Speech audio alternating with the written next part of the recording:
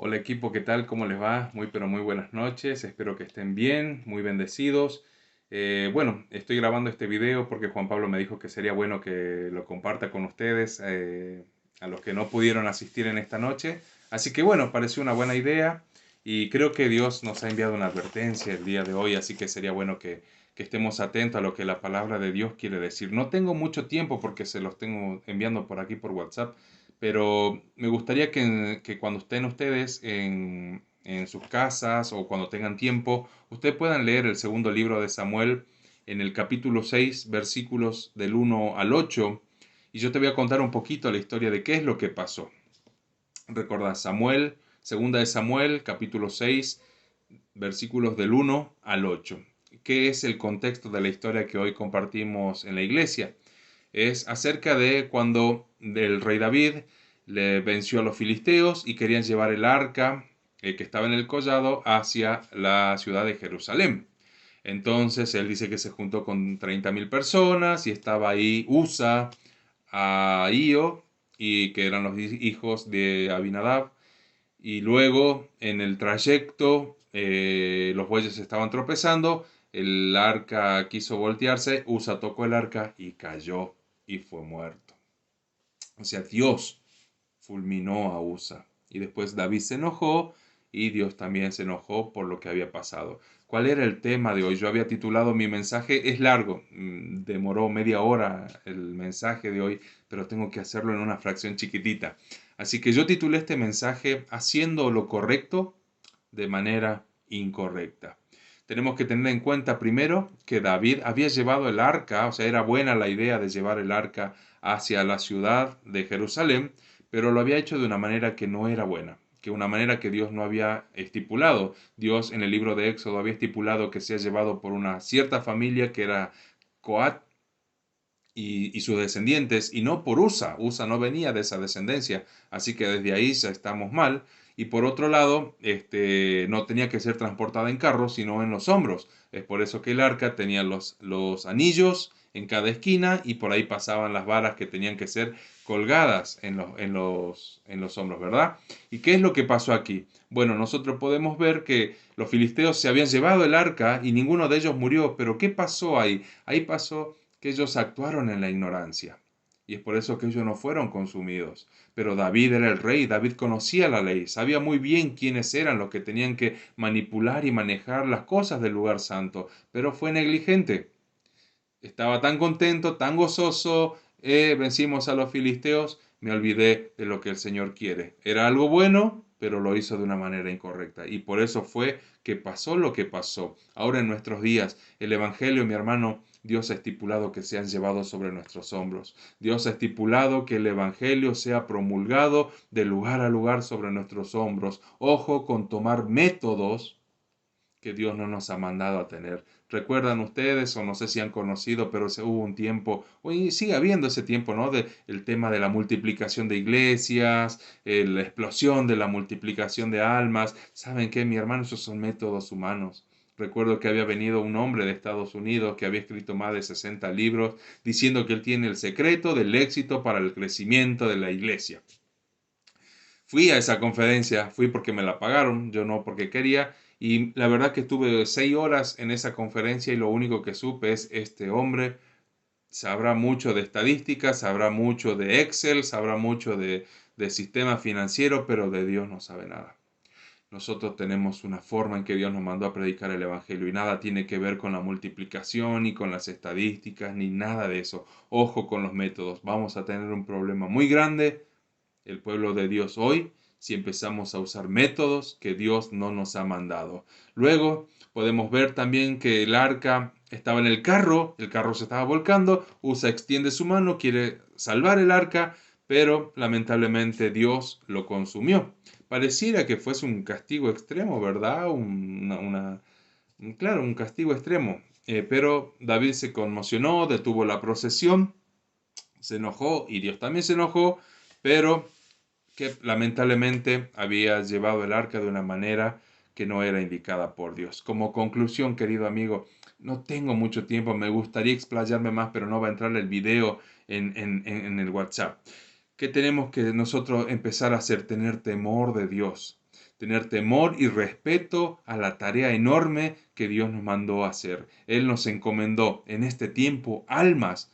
Almas, hermanos, almas. Es súper importante para Dios, a tal punto que el alma es importante que Dios mandó a su Hijo a morir por esas almas. No hagamos como hizo David por querer ganar un alma, mentirle acerca del Evangelio. No prometamos cosas que Dios no prometió. No prediquemos cosas que Dios no nos mandó a predicar. No hablemos cosas que no sucedieron. Hablemos lo que el Señor nos mandó. El amor de Dios, claro que sí, pero también Jesús dijo, arrepentíos, el reino de Dios se ha acercado. Y no solamente eso, sino que también nosotros tenemos que tener en cuenta que podemos ser descalificados. Usa fue uno, Ananías y Zafira en aquel mover del Espíritu Santo en el libro de los Hechos por mentirle a uno de los siervos del Señor acerca de la ofrenda, también fueron descalificados. El rey Saúl, ungido, rey y todo, también por querer hacer su voluntad fue descalificado. Nosotros corremos el mismo riesgo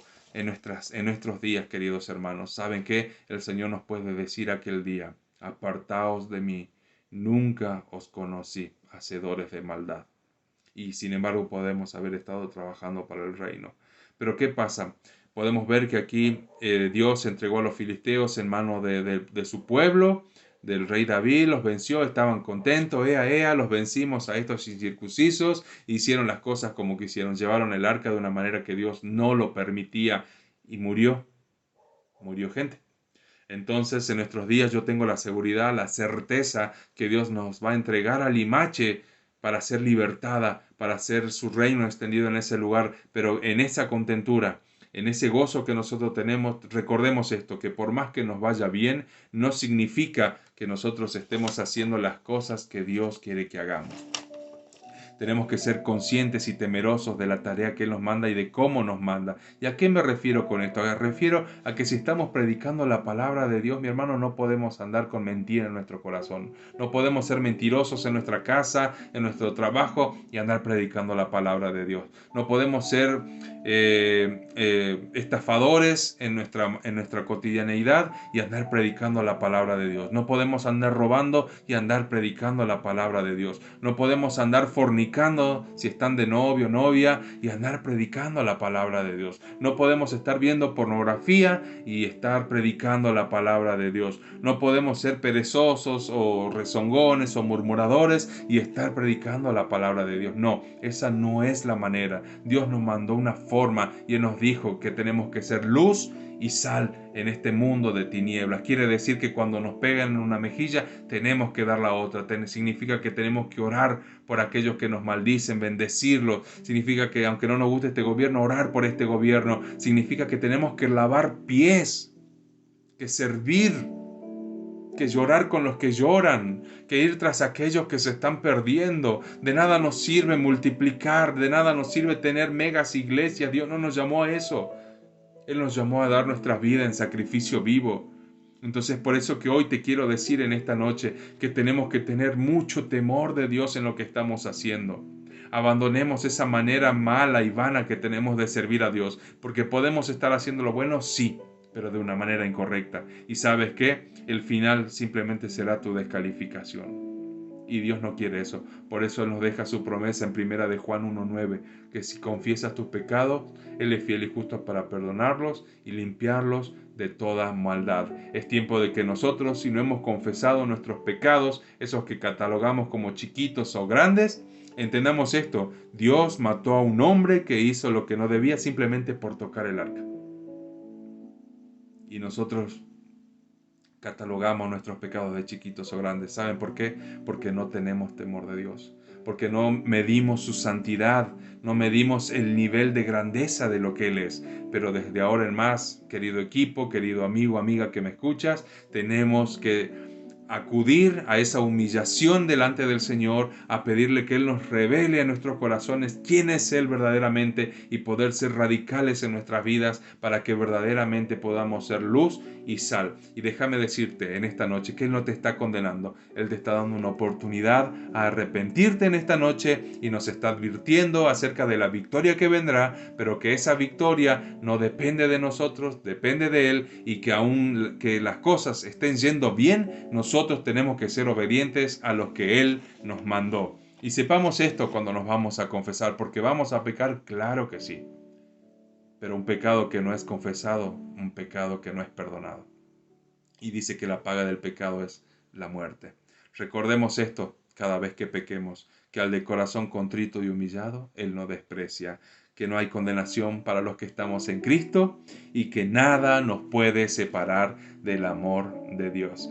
Amigo, amiga, compañero de batalla, soldado de milicia, que Dios te rebendiga. Nos vemos el jueves para entregar los folletos y el viernes allá en la plaza a expandir su reino, a predicar las buenas nuevas y a estar listo para lavar pies, abrazar y sanar a los que estén enfermos. Que Dios te bendiga. Nos vemos.